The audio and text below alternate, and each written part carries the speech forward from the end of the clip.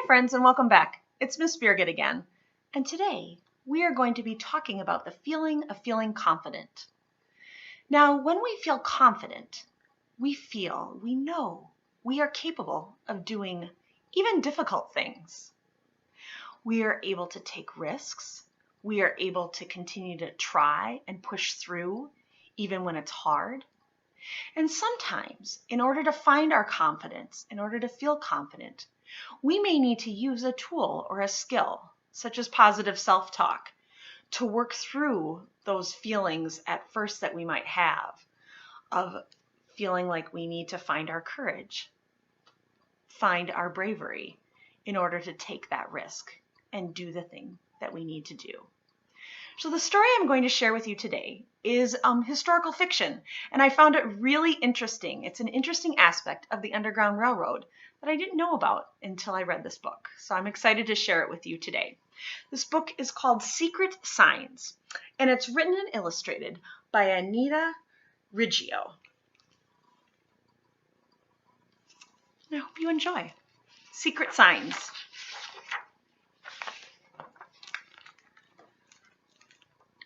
Luke put down his brush. His hands painted pictures in the air.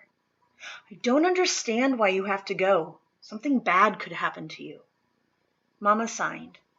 Sometimes it takes courage to do what needs doing. Luke shook his head. No, Mama, please. It's too dangerous. But Mama's eyes remained calm and gentle. We have a plan. This afternoon, we'll meet our contact at the general store. I will know her by her indigo shawl.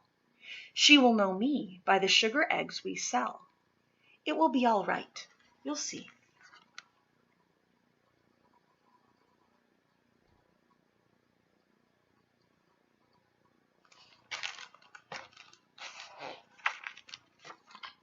But Luke knew that 2 days ago slave catchers had set the Richards barn ablaze.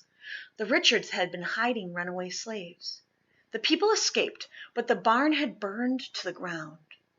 Mama told Luke, now Price's farm will be the new hiding place.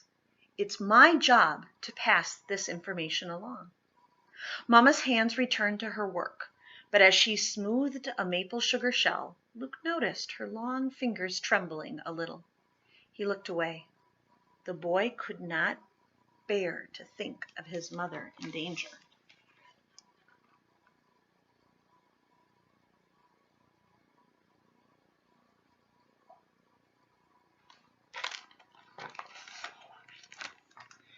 Luke turned back to his brush, paints, and parchment. He had been painting for more than an hour, but it hardly seemed so. Now he peeled up the parchment and placed it at one end of the shell. After Mama rimmed the bottom half with icing, she placed the other half shell on top of the first, forming a delicate sugar-spun cradle for Luke's painting. Rolling green hills, a woman, a boy, and a dog by a shimmery stream. He handed the egg to Mama, who tilted it toward the light.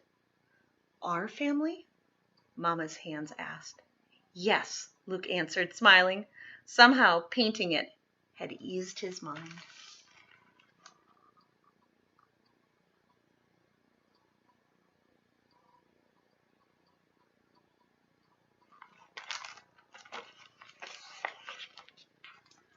Suddenly their dog Ellie jumped to her feet and bounded to the door, barking. Luke felt the floorboards shudder. Someone was pounding on the door. Mama went to answer it. As soon as Mama raised the latch, a man pushed past her. A woman was behind him. Mama glanced at Luke, whose eyes grew wide at the sight of the intruders' grim faces. Slave catchers, Luke sighed. The man spoke to Mama, his lips curling back from his teeth. Ellie's lips curled back too, but Mama hushed her.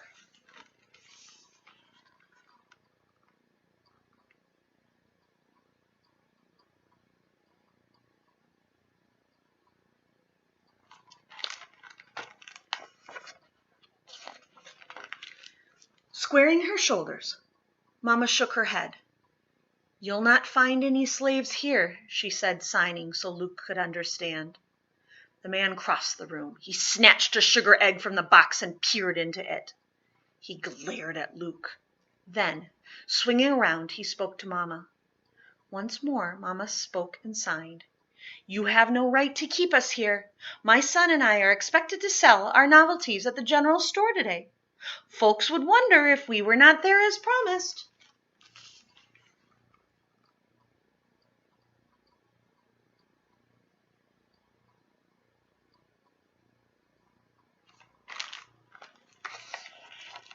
With one swipe, the man grabbed both of Mama's hands and held them fast.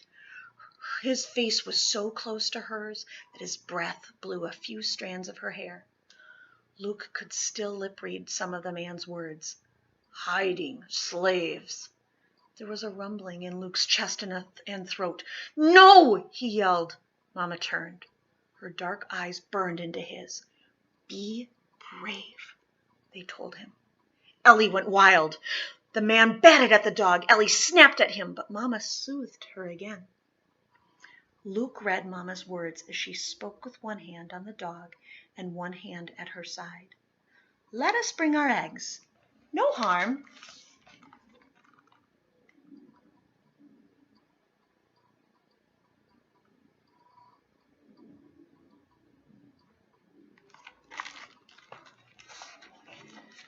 For minutes, it seemed, the man glared at the dog and then at Luke. The man shoved the box of eggs across the table with one hand and grabbed the boy's collar with the other. I'll take the boy, he sneered. Now it was Mama who cried out, No! Luke shook loose. I'll deliver the message, he signed. Turning away from Mama, Luke snatched his brush, paints, and parchment and swept them into the egg box. The man's bony hand clamped Luke's shoulder, pushed him past Mama, Ellie, and the woman, out the door and onto the wagon. Luke looked back. The door slammed shut.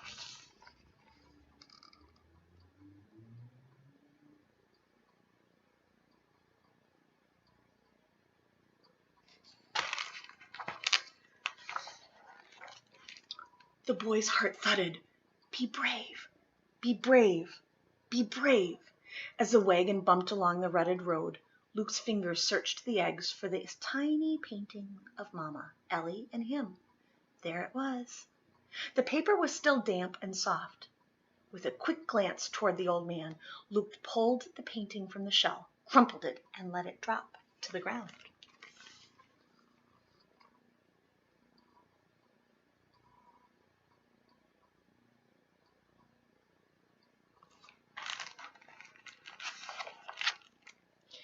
Inside the general store, Luke felt the man's eyes on him as customers scooped up the sugar eggs. Folks gathered around. In the crowd, Luke spotted a girl wearing an indigo shawl. He laid out his brush, paints, and parchment. Beside them he set the empty sugar shell. His hand hovered over the egg for a moment, his fingers fluttering. Luke peered at the man. Had he guessed Luke's plan? The boy dropped his gaze, his heart beating. Be calm, be calm, be calm. Sometimes it takes courage to do what needs doing. He willed his fingers to be still.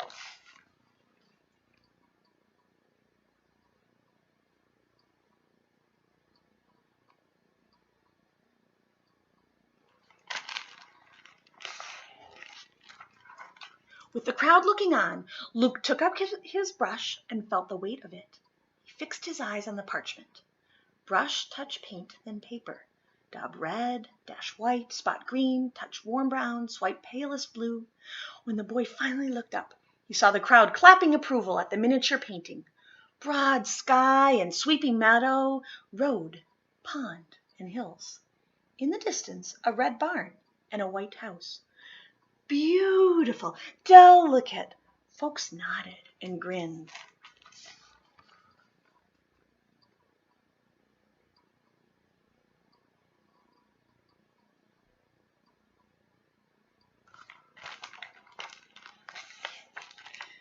Now Luke's feet sensed the signal he knew would come.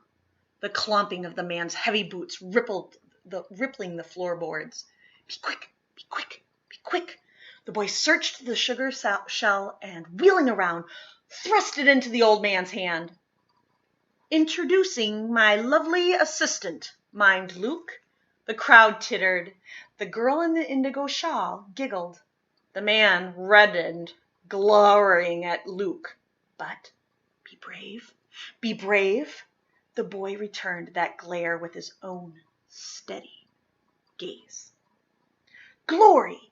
The man stood stock still, the fragile egg resting in his rough hand.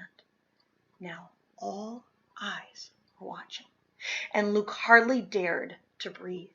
With one steady finger, he pushed the tiny, damp painting into the brittle shell.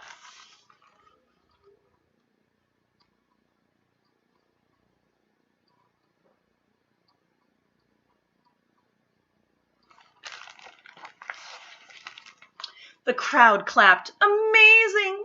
Wonderful! Beaming, Luke took the egg from the man and displayed it. Then he bowed deeply, offering the precious egg to the girl in the indigo shawl. The man scowled and shuffled away. As the girl's lips moved, Luke again offered her the sugar shell. A slight frown turned down the corners of her mouth, and a question came to her eyes. But the boy persisted. He put the egg into her hands. Then, pointing to the light, he raised her hands to her eyes.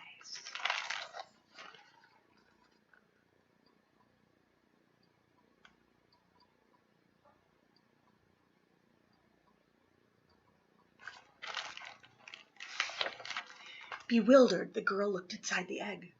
When her back stiffened, Luke knew she had understood. A dusty road winding past Gordon's pond. Beyond the pond lay a red barn and a white farmhouse with a smoking chimney. On the chimney a row of bricks was painted white. This was the secret sign. Here was a painting of the new safe haven, Price's farm. The girl lowered the egg and cradled it in her own hands. Glancing at the man, she took a coin from her purse and pressed it into Luke's hand. She held it there for a moment.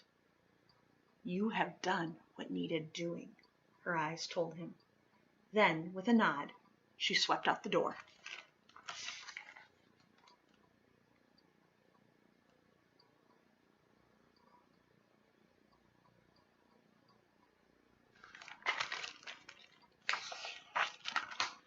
Luke's eyes followed her outside and watched as she clambered aboard the buggy. Was the man watching too? The boy turned his eyes to a waiting customer, but his thoughts remained beyond the door. If he could lay his hand on the floorboard of that buggy, would he feel the heartbeat of someone hiding underneath? And would that someone feel his own heart quake? As the buggy lurched forward, Luke placed another sugar egg into the cupped hands of an eager child. "Look toward the light," Luke signed. "Look toward the light."